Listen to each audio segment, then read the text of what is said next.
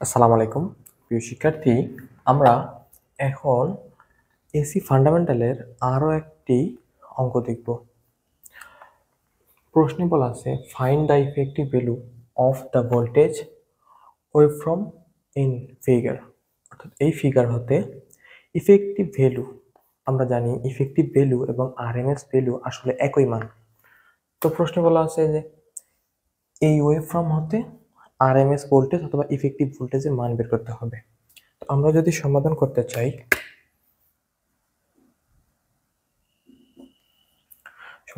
যদি আমরা ফিগার অথবা ওয়েব ফর্মটার দিকে তাকাই, এখানে রেফারেন্স হচ্ছে 0 ভোল্টেজ, এইটা হচ্ছে টি। 0 থেকে 2 সেকেন্ড পর্যন্ত ভোল্টেজের মান হচ্ছে 5 এবং 2 থেকে 4 পর্যন্ত ভোল্টেজের মান হচ্ছে 10। 4 থেকে 6 পর্যন্ত আবার 2।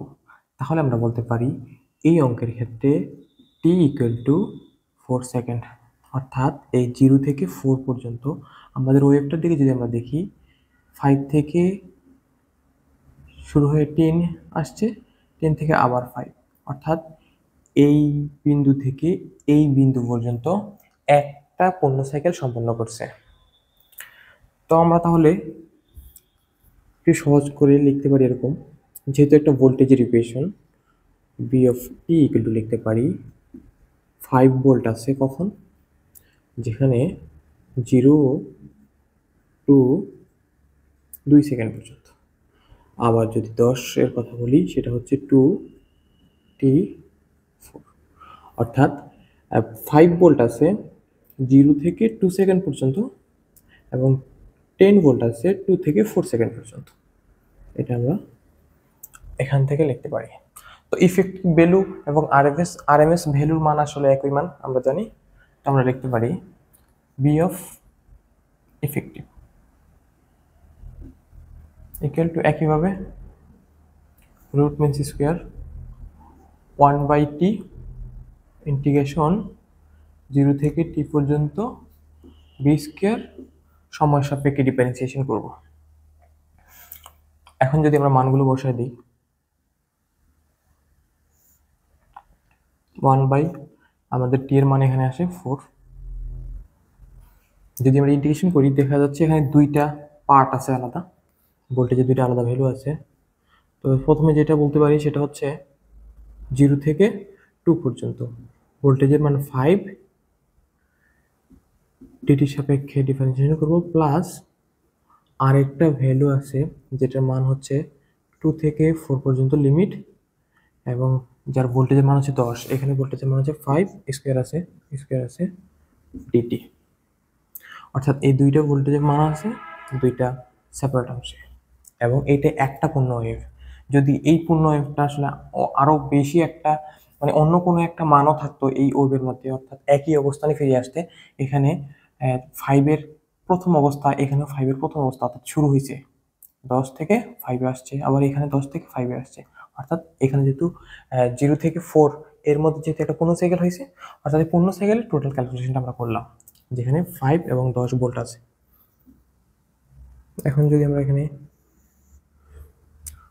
1/4, তো আমরা জানি এই সূত্রটা আমরা আগেও দেখছি, 5 আর 5কে স্কোয়ার করলে হয় 25।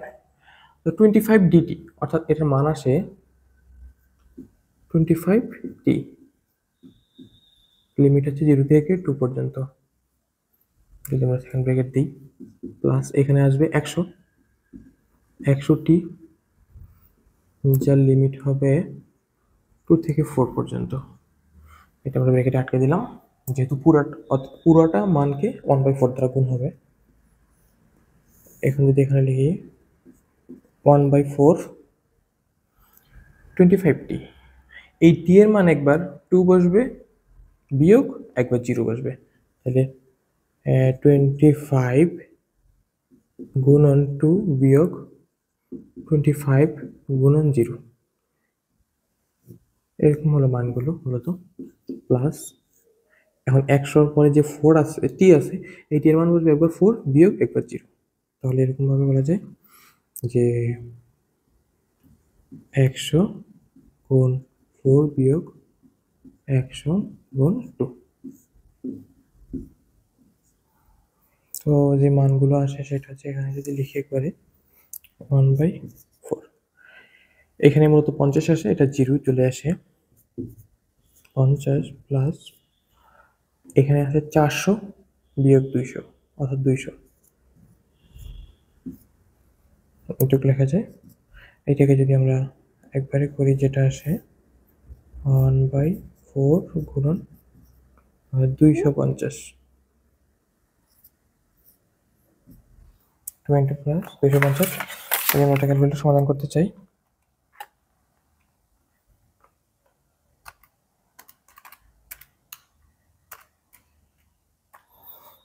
যার মান আসে